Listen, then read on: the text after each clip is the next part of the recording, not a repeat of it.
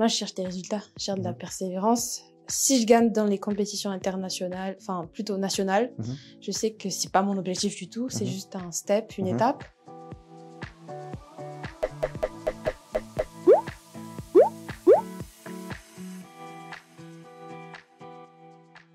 Sa liste de récompenses est très longue, mais dans sa catégorie, elle est notamment championne d'Afrique junior 2022, championne de Madagascar depuis 4 ans, et remporte l'Open international 2022 à La Réunion. On a la chance d'avoir aujourd'hui avec nous Laura Rassouanev. Bienvenue. Merci. Ça fait un paquet de coupes et de médailles, mais c'est celle que tu as obtenue aux Jeux des Îles en 2019 à Maurice qui te rend la plus fière. À l'époque, tu as 15 ans. Comment on gère le stress lors d'une finale régionale à cet âge-là? Je pense juste que quand on est vraiment passionné par ce que l'on fait, quand on est bien entouré, quand on s'entraîne bien, quand on est vraiment en feu, quand on a la rage de vaincre, quand on a vraiment faim de la victoire, ben, au final, quand on a 15 ans ou 25 ans, la passion et l'ambition, elle est toujours la même. Donc, je dirais c'est pour ça que j'ai réussi à 15 ans à décrocher cette médaille. Voilà. Après, ce qu'il faut savoir, c'est que toi, tu as grandi dans un environnement, on va dire, qui te prédisposait un petit peu à pratiquer le judo, parce que tes deux parents sont eux-mêmes des judokas confirmés. Ton papa a déjà représenté Madagascar aux Jeux Olympiques et ta maman a déjà participé au championnat du monde universitaire. Est-ce que toi, aujourd'hui, tu ressens une certaine pression vis-à-vis d'eux, dans le sens où vu que vous avez tous une passion en commun, est-ce qu'il y a quelque chose en particulier que tu ressens Pas du tout, aucune pression. C'est vraiment parce que j'ai commencé le judo sans vraiment vouloir me dire qu'il fallait que j'arrive à ce point, il fallait que je fasse les Jeux Olympiques ou il fallait être championne d'Afrique. C'est vraiment juste entraînement par entraînement au fil des années. Et j'ai réussi à performer petit à petit, sans pression, avec de l'aide bien sûr de mon club, ma famille, mais vraiment sans pression et j'ai toujours voulu continuer. Donc, il n'y avait pas d'obligation de résultat. C'était une passion qui est devenue une carrière sérieuse. D'accord. Donc, c'est-à-dire en fait que quand tu étais jeune, ils t'avaient pas forcément du coup éduqué avec cette idée de faut que tu deviennes championne un jour, quoi. Non, pas du tout. Ouais. Si je suis championne, c'est parce que je le mérite. Je m'entraîne assez fort, je pense, assez intensément et c'est le résultat de mes efforts, je pense. Et tu vois, aujourd'hui, avec le temps, quand tu repenses à ton enfance, est-ce que tu as des souvenirs de moments particuliers où, dans le cadre du judo, justement, tu te disais c'est vraiment dur ou c'est vraiment éventuellement injuste parce que bon, t'es encore enfant à ce moment-là, qui aujourd'hui, tu penses t'ont permis d'être la personne que t'es devenue? Oui, il y a un moment quand même, surtout à 15 ans, avant les Jeux des Îles, comme je le disais dans plusieurs interviews.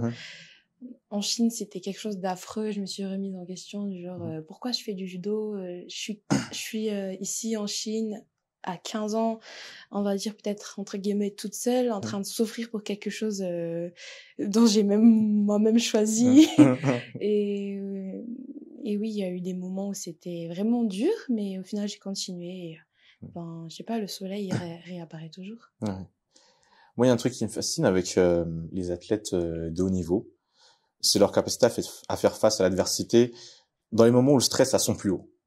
Et j'ai vu qu'avant la finale des championnats d'Afrique junior en 2022, bon, tu te donnais des petites claques au visage, mais psychologiquement, comment est-ce que tu prépares les 10 minutes qui précèdent ta montée sur le tatami? Est-ce que tu as des rituels particuliers, par exemple? On dirait boire du café, écouter un peu de musique, faire des étirements, préparer un peu ce que je vais faire sur le tatami, mais au final, on fait jamais ce qu'on a préparé dans la tête. Mais honnêtement, c'est pas plutôt physiquement qu'il faut se préparer 10 minutes avant le combat, c'est plutôt mentalement. Moi, pendant les championnats d'Afrique, avant la finale, c'était plutôt... Je me suis dit, ça, c'est la médaille d'or ou rien, hein. Je suis arrivée en finale, c'est la première fois de ma vie, je vais pas la rater. Et du coup, fonce. Les petites claques, c'était vraiment, vas-y, sors le beast en toi. Voilà. Ouais. Et à ce moment, quand toi, tu participes à cette finale où tu te dis que bah, c'est la médaille d'or ou rien, est-ce que au fond, t'as plus peur de te décevoir toi-même ou de décevoir éventuellement les autres, ton entourage? Non, pendant les compètes, c'est moi, je pense Ok. à personne, il y a pas de pression. Ouais. C'est vraiment parce que je le veux et si je pense que je peux le faire, je peux vraiment le faire et là, je l'ai Mhm. fait. Ouais. En tant que femme dans le monde du judo, est-ce que toi, tu as Mm. l'impression que il y a quand même des difficultés particulières pour évoluer dans ce sport? Je dirais oui et non. Moi, les difficultés que j'ai rencontrées, je dirais surtout le regard des autres. Ils comprennent pas pourquoi tu fais ça, pourquoi tu t'entraînes intensément, et surtout, là, il y a la question qui revient toujours, mais tu es une fille, pourquoi tu fais ça? C'est Mhm. pas un peu exagéré de faire trop de muscu, de faire trop de judo? Il y aura des impacts quand tu voudras avoir, quand tu voudras avoir un bébé Mhm. plus tard. Mhm. Hum, ouais, il y a des gens qui croient pas du tout et je trouve ça quand même normal parce que c'est rare, surtout à Mada. Mhm. Et je suis jeune en plus, donc. Mais au final, ça m'empêche pas d'avancer. Et aujourd'hui, une des choses qui te tient à cœur, c'est d'initier et d'accompagner justement les jeunes filles dans ce sport-là. Comment est-ce que toi, tu leur présentes le judo? Parce que toi, c'est vrai que, étant petite, on va dire que tu as déjà baigné dans un environnement où beaucoup de choses éventuellement tournent autour du judo. Mhm. Mais à ces jeunes filles-là, comment est-ce que tu leur donnes cette envie justement? Comment tu leur transmets ta passion? Eh bien, déjà, si elles veulent vraiment faire du judo, eh bien, je leur montre juste. J'ai toujours une phrase basique à dire Mhm. à chaque fois pendant les cours. Mhm. Du genre, au début, c'est toujours quelque chose d'amusant, c'est un loisir, mais Mhm. au fur et à mesure du temps, si tu mets vraiment de la passion, de l'ambition et du travail, Mhm. ça sera plus qu'un loisir, ça sera vraiment une grande carrière. Et qui a cru que moi aussi, qui aurait cru que pour moi c'était au début un loisir et maintenant aujourd'hui j'en fais ma carrière, ma vie. Mhm. Et si elles veulent pas forcément faire du judo, si elles veulent juste être dans le monde du sport, parce que on n'est pas forcément obligé de faire du sport de combat, Mhm. mais je veux juste faire passer le message du genre trouve-toi quelque chose que tu aimes dans la vie et faisons, on va dire ta comète, faisons ta passion et travaille, persévère et tu trouveras un côté de toi qui est vraiment incroyable, un côté de toi que tu n'as jamais connu avant. Voilà. D'une certaine manière, tu t'es un peu aussi découverte au travers de ce sport, en fait. Oui, bien sûr, Ouais. si j'étais pas judoka, je serais jamais comme ça, physiquement, Mhm. mentalement, tout. Mhm. D'accord. Et tu parlais de carrière, justement. T'étudies dans le but de devenir kinésithérapeute. Mhm. Alors, certes, c'est un métier qui peut être en lien avec le sport, mais qui, je pense, t'éloignera quand même des tatamis. Est-ce que, qu'est-ce qui a motivé ce choix? Est-ce que à un moment, t'as envisagé de continuer dans le judo jusqu'au bout? Bah après le bac, c'est toujours une question du genre qu'est-ce que je vais faire plus tard? Mhm. Et j'ai pas été assez orientée, je pense. Je Ah. voulais pas être, désolée, hein, mais je voulais Mhm. pas faire du droit, de la Ouais. gestion, tu vois, parce que à Mada, tout le monde fait la même chose, tout le monde ressort diplômé, Mhm. mais tout le monde fait la même chose, les mêmes parcours. Ouais. Bon, chacun son choix, hein, mais honnêtement, je voulais pas du tout faire ça et je voulais vraiment suivre ma voie. Donc du coup, j'ai pris 6 mois pour réfléchir de ce que je Mhm. voulais faire de ma vie. J'ai pris un carnet et tout, j'ai écrit ce que je voulais faire ou pas. Là-dedans, dans le carnet, j'ai écrit plein de trucs et dedans, il y avait écrit oui, physiothérapeute ou kinésithérapeute. Mhm. Je me suis dit bon, ça se relie quand même dans le domaine du sport. C'est quand même rentable. Ok. T'as déjà fait l'étude de marché? Bien sûr, c'est quand même rentable et moi je suis, on va dire, j'aime bien être indépendante, donc c'est un métier indépendant Mhm. et aussi je pense que je pourrais aimer. Et ensuite, quand je fais faire les compètes, il y a du genre des kinés qui nous suivent et tout. Mhm. Et je trouve ça très, très, très original comme métier. Ouais. Voilà. C'est pour ça que j'ai choisi. Et du jour au lendemain, je suis tombée sur une brochure d'une institution privée et je me suis dit, bon, je vais faire et je vais foncer. Voilà. Mhm. C'est vraiment pas mal. C'est vrai que du coup, au final, t'as quand même un parcours, on va dire, un peu atypique où justement, toi, t'aimes pas forcément faire bon, ce que les gens font en général. Bon, comme tu as dit, tu vois, on va pas rentrer Mhm. dans les filières classiques, etc., etc. Euh, comment est-ce que toi, tu fais Ou est-ce que tu penses plutôt que le fait d'avoir de l'expérience que tu as dans le monde du judo, euh, ça va t'apporter un plus, dans le sens où est-ce que parce que moi je t'avoue je connais pas trop tout ce qui est autour de la kinésithérapie. Est-ce que toi tu veux te spécialiser justement dans le monde du judo, ou est-ce que comment ça se passe, ou est-ce que c'est tous les sports en gros te sont accessibles après une fois que tu seras formé, que tu lanceras ton affaire? Bien sûr, principalement, je veux faire de la kinésithérapie, kiné du sport. C'est pour ça que j'ai choisi ça. Mais au final, je suis pas vraiment bloquée, genre judo. Je pense qu'il y a encore plein de choses que j'ai pas encore vues. Donc, je peux aller dans plusieurs sports. Mais principalement, je pense, ouais, judo. Et aussi juste les maladies, en gros, la rééducation, en gros. En prenant en compte le fait que tu prépares des compétitions majeures, déjà pour 2023, et ta vie d'étudiante, est-ce que parfois tu crains pas, d'une certaine manière, de passer un peu à côté de ta jeunesse De ma jeunesse dans les études ouais, dans le sens où, ben, vu que ma jeunesse t'es relativement jeune encore, tu vois, ouais, je comprends.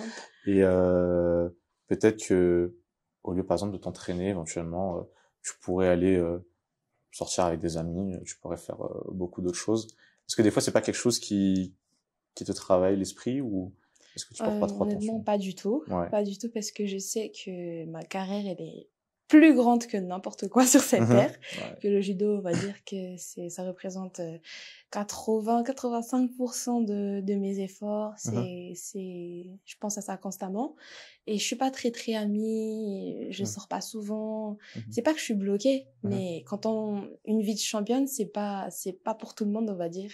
C'est dans les détails, c'est dans les sommeils, dans la récupération, dans l'hydratation, la nutrition. C'est pas que tu vas aller sortir tous les vendredis parce que c'est vendredi. C'est vraiment se sacrifier, on va dire, peut-être H24.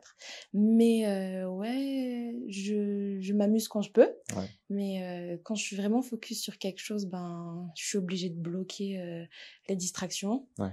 Quand je dis distraction, c'est même, je regarde jamais de films parce que je sais que c'est une grosse perte de temps. Ouais. Je dois dormir tôt. Au lieu d'aller sortir en boîte, je peux faire un petit cardio avant de dormir. Wow. C'est vraiment dans les détails. Et honnêtement, je dis que je suis pas très amie. J'ai eu des amis avant, mais au final, je pense que je suis quand même montée dans ma vie, que il y a des gens qui sont pas faits, tu vois, pour rester avec toi au sommet. Et finalement, j'accepte d'être parfois, on va dire, la plupart du temps toute seule. Et au final, j'adore le fait que je me concentre sur ce qui compte vraiment. Et sur ta question du genre, je rate pas ma jeunesse, mais au final, chacun choisit sa jeunesse, et moi, je la décide de la vivre comme ça. Ouais, super inspirant.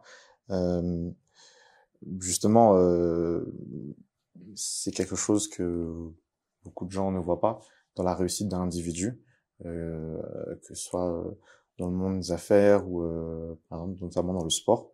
C'est que il y a ce qu'on peut appeler être des sacrifices. Du coup, il y a beaucoup de choses qui se passent, on va dire, derrière les rideaux, que très peu voient.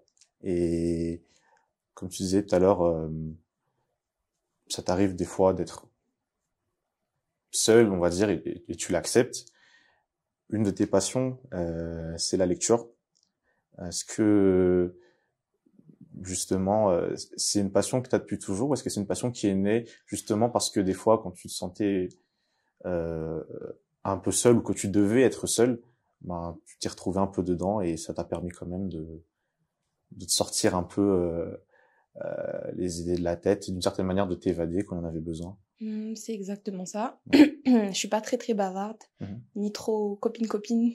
Ça a jamais été mon feeling, donc ouais, ça a commencé d'abord par l'écriture, puis ouais, l'écriture, je commençais à lire, à m'inspirer de beaucoup d'extraits de textes, et je parle pas de romans, hein, ni Ouais. d'histoire d'amour, ni Ok. de guerre, mais vraiment de développement personnel. Ok. Et ça, je conseille à tout le monde de lire des livres de développement personnel ou des podcasts. Mhm. Et donc en ce moment, oui, je lis beaucoup encore. Et ça aide vraiment, vraiment. Voilà. Ouais.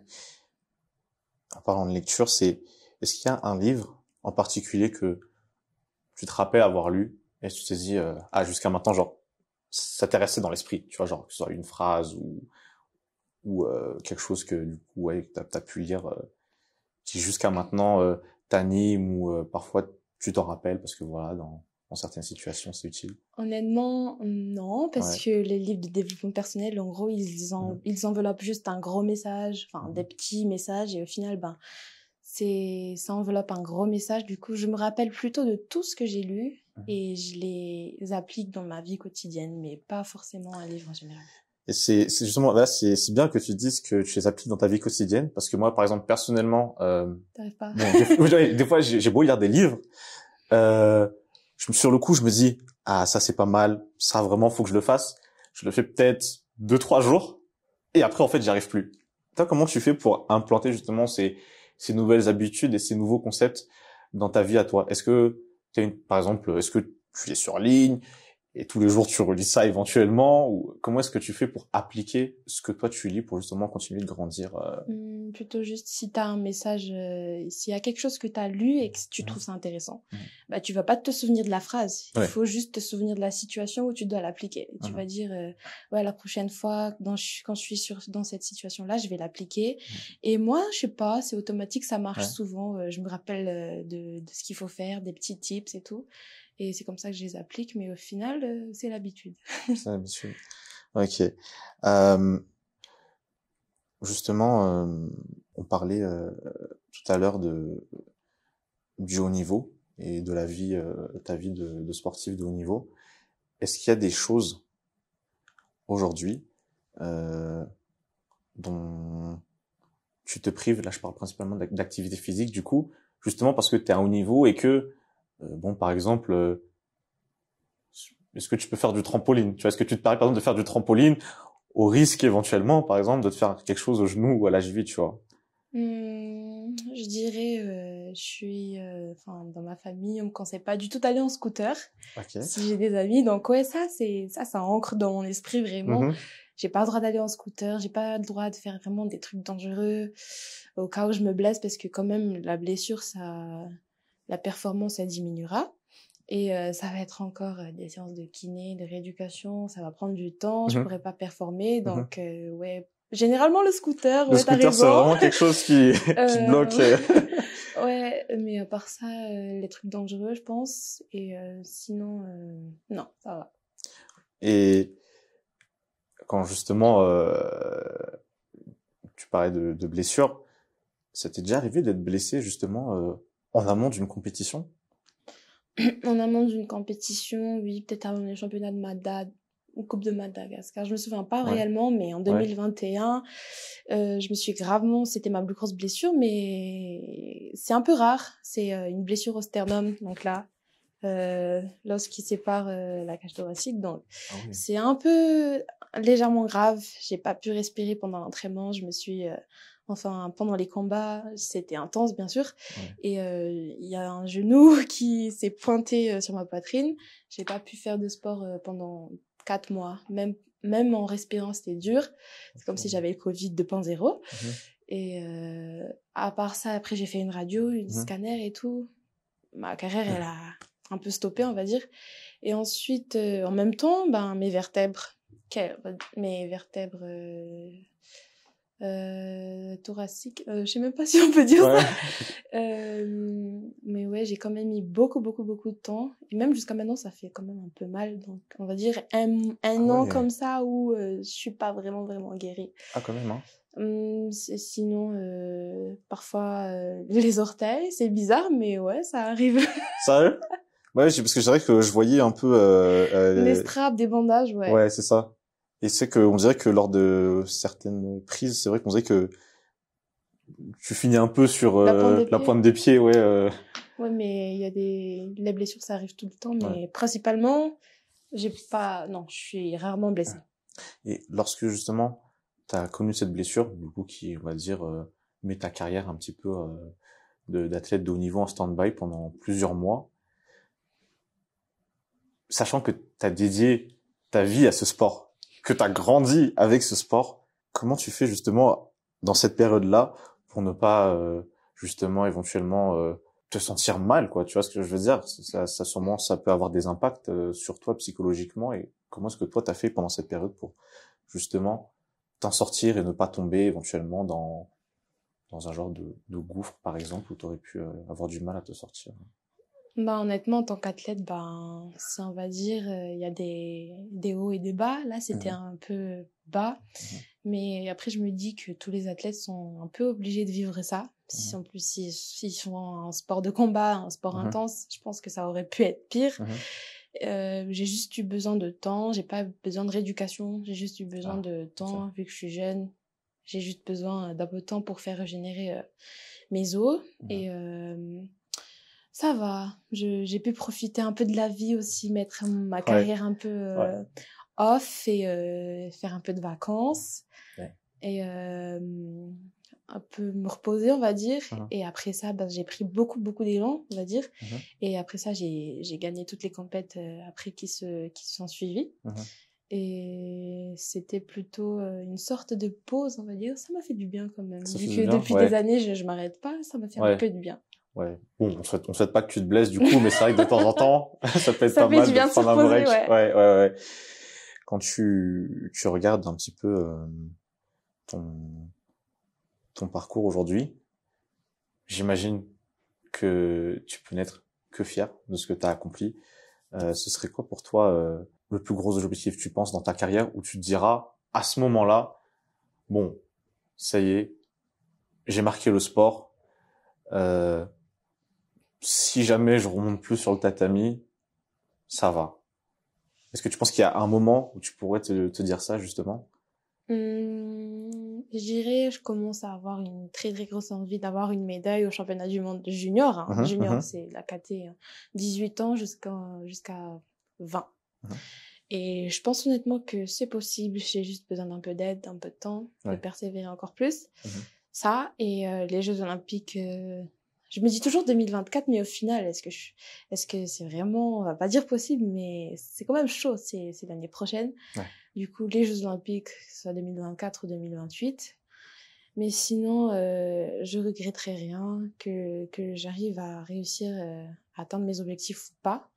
Si je me donne à 100% dans ce que je fais, je regretterai jamais. Même maintenant, si j'arrête maintenant, je serai quand même contente. Mais bon, j'ai encore envie de continuer, j'ai encore la force de continuer. Il y a encore plein de gens qui croient en moi, ils disent que non, t'arrêtes pas. Alors que c'est pas facile, surtout que t'es à Mada, c'est pas comme si tout était donné. Il faut quand même se débrouiller pas mal.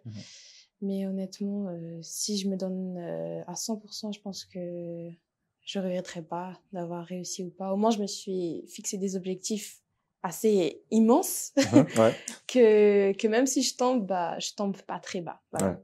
L'année 2022, c'est une année où tu n'as connu que la victoire sur le tatami dans ta catégorie. C'est quoi au fond de toi qui te motive à toujours t'améliorer pour chercher encore plus de victoires? Parce qu'à un moment, bon, tu gagnes, tu prends l'habitude de gagner, mais est-ce que vraiment tu penses qu'il y a un facteur au fond qui t'aide vraiment et qui continue de te pousser, tu vois? Ou extérieur éventuellement, mais bon, j'imagine que c'est plus vraiment au fond de toi que tu trouves toute cette motivation-là, quoi. Oui.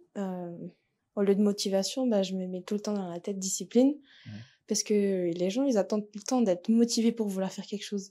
Ils attendent toujours un autre moment, ils attendent procrastiner. Mais moi, je sais pas comment je me suis forgé ce caractère. Même si j'ai pas du tout envie de m'entraîner, même si je sens pas du tout que je suis en forme, j'y vais, je le fais. Parce que je me dis que j'ai quand même une petite pression dans ma tête. Je me dis, si quelqu'un me dépasse, je m'en voudrais si quelqu'un me dépasse. Donc, en fait, plus t'es au sommet, plus t'as peur. plus t'as peur de retomber, t'as peur de te faire attraper. Et c'est encore plus honteux de, on va dire pour moi honnêtement, c'est encore plus honteux de se faire battre, surtout ici, enfin dans ma caté nationale. Donc c'est pour ça que je lâche pas l'affaire. C'est pas que je me dis je suis championne de Mada ou je suis championne des Jeux des Îles et que je vais me reposer. C'est toujours je suis championne, il faut travailler 3 fois plus pour que personne me rattrape parce que les gens ils en ont peut-être marre. Donc, moi aussi j'ai pas envie de perdre. Et donc voilà, après les compètes, une petite pause de quelques jours, je reprends. C'est toujours la discipline, c'est le faire. Enfin, une phrase dans ma tête, c'est just do it. De Nike. Ouais, c'est tout, c'est simple, mais c'est très efficace. Fais-le juste, day by day, step by step, un entraînement par entraînement, et il y a l'évolution et on persévère comme ça. Faire ce qu'on n'a pas envie de faire, parce qu'on sait que c'est le seul moyen de réussir dans la vie. Oui, parce que c'est vrai que tu parlais de motivation, et ça arrive que des fois, on dirait, nous, en tant qu'être humain, on attend qu'il y ait un feeling, qu'on ait un sentiment de « Ah, je suis motivé !» Alors qu'en fait, c'est vrai que parfois, c'est tout simplement un choix, en fait. Un choix de se dire, ouais, comme tu dis, just do it, on y va, et puis on le fait, quoi.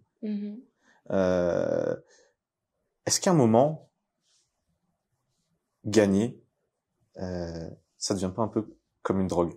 Genre, on l'a une fois et on cherche toujours ça au final. Peut-être pas. Pour moi, honnêtement, c'est plus une question de...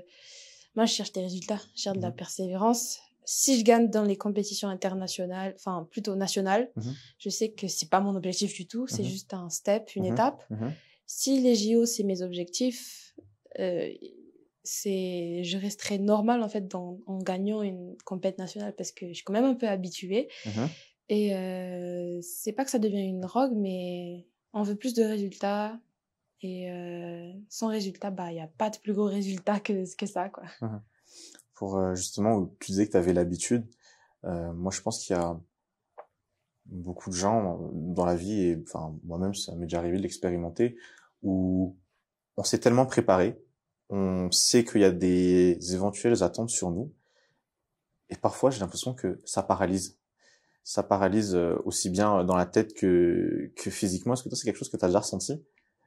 Ou genre au moment où tu dois faire l'action, bon, du coup dans le cadre du judo, tu sens que t'es stressé, que t'arrives plus à ouais, que ton corps te lâche d'un coup alors que c'est pas le moment justement. Bah, ça c'est juste une question d'expérience, d'habitude, je dirais. Mais je pense que ça arrive à tout le monde. Le plus dur dans tout ce qu'on fait, c'est le début. C'est s'élancer, mais il faut, comme je disais, il faut juste le faire, juste continuer, keep going, voilà. La Laura dans 5 ans, on va dire, du coup, où normalement tu auras 24 ans, est-ce que tu penses que... 23. 23? Ah, excuse-moi, 23, ouais. Est-ce que tu penses que elle sera toujours aussi impliquée dans ce qu'elle fait, sachant que je pense que à un moment tu vas arriver à un moment de ta vie, quand tu auras fini ta formation pour devenir kinésithérapeute, tu devras voilà, forcément, du coup, ouais, mettre en pratique ce à quoi tu t'es préparé. À ce moment-là, est-ce que tu penses que le monde en général dans lequel tu vis, donc le monde du judo, te manquera, ou finalement, est-ce que tu penses que tu te dis que dans le chemin de ta vie, c'est une étape comme une autre? Ben, dans 4 ans, bah, moi, je dirais, j'écouterai mes envies. Si j'ai encore envie de faire du judo, je ferai du judo. Si j'ai plus envie de faire, bah, je ferai de la muscu, du powerlifting. C'est sans pression. Comme je disais, c'est vraiment day by day, years by years, année par année. Je pense pas que je suis le genre de personne à me donner de la pression pour ce que je vais devenir après. J'essaie juste de faire que chaque moment compte et que bien sûr je tafferai, que je serai peut-être maman. Ouais, c'est un de mes plus gros rêves. Mais peut-être pas athlète comme ça, mais j'aurai toujours les mêmes valeurs morales, les mêmes principes, la même discipline. Ouais. C'est quelque chose de très fort ce que tu dis justement, le day by day, parce que je pense que ça nous rend parfois malades, nous, les êtres humains, de tout le temps essayer d'anticiper l'avenir et de prévoir et de se dire, ok, dans 6 mois déjà, faut que je sois comme ça. Dans 2 ans, si jamais il y a pas ça, bah j'aurai un sentiment en fait d'avoir échoué. Et je pense que c'est vrai que c'est une bonne philosophie de vie, hein, de se dire ouais justement, bah profiter de l'instant T, profiter de ce qu'il y a aujourd'hui.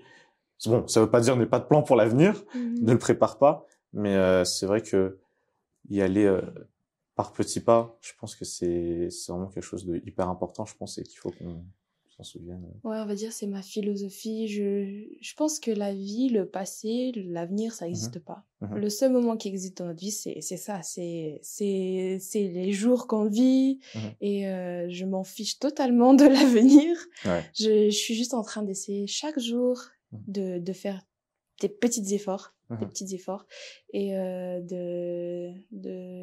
de travailler un peu petit à petit, d'être très réaliste, et ça c'est vraiment quelque chose que je tiens à cœur, le réalisme.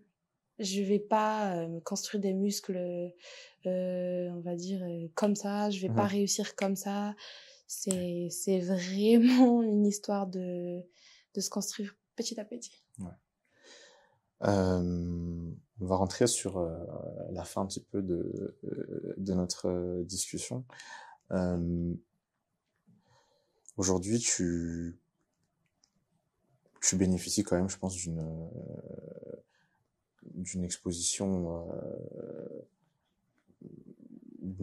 médiatique, hein. Faut dire, même au niveau national et aussi bien que continental, grâce aux compétitions que tu remportes et autres. Est-ce que toi, il y a quelque chose justement, ou un domaine, par exemple, peut-être qui te tient à cœur, où tu aimerais mettre à contribution justement l'exposition dont tu bénéficies et le fait que il y ait des gens qui t'écoutent aujourd'hui? Est-ce qu'il y a un thème dans la société ou dans la vie où tu aimerais avoir un impact relativement important? Je pense que je le fais déjà un peu indirectement, mais j'ai créé ma page Facebook pour un peu ça, pour inciter surtout les jeunes, on va dire. C'est pas vraiment faites du sport, c'est bien pour la santé. C'est plutôt question, trouve quelque chose, comme j'ai dit tout à l'heure, trouve quelque chose qui te passionne dans la vie et faisons la comète constante de ta vie. Sois affamé de quelque chose, trouve une passion, parce qu'il y a plein de jeunes qui n'ont pas d'objectif. Et si on n'a pas d'objectif dans la vie, on n'aura jamais de l'ambition. On vivra, mais ça sera monotone.